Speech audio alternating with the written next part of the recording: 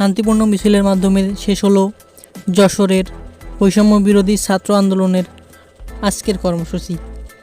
আজ শনিবার বেলা ৩টার সময় যশোরের পালবাড়ি থেকে শুরু হয় এই মিছিল। এরপর চাষড়া পর্যন্ত গিয়ে পরবর্তী দিনের কর্মসূচি ঘোষণা করে আন্দোলনকারীরা। পুরো সময়ে আইন শৃঙ্খলা বাহিনীর কোনো তৎপরতা দেখা যায়নি। আন্দোলনে অংশ নেয় বিভিন্ন শিক্ষা প্রতিষ্ঠানের কয়েক হাজার শিক্ষার্থী।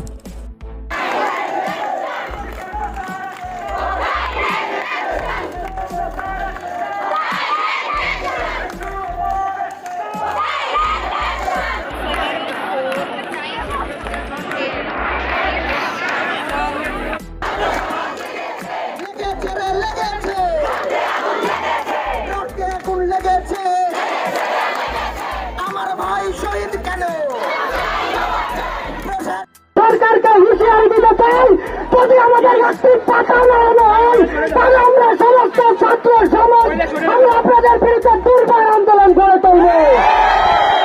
আপনারা ভেবেছেন যে রাস্তায় কয়েকজন আছে তাদের হামলা করলেই শেষ হয়ে যাবে। আমাদের প্রতিটা বাড়িতে বাড়িতে দুর্গ রয়েছে, আমাদের প্রতিটা গাড়িতে গাড়িতে দুর্গ রয়েছে। আপনারা যদি ভাবেন বিদেশি প্রভুর মদদে আপনারা পুলিশ প্রশাসন দিয়ে আমাদের আটকে রাখতে পারবেন, তাহলে আপনারা প্রকাশ স্বর্গে বাস করছেন। আমরা মাঠে নেমেছি।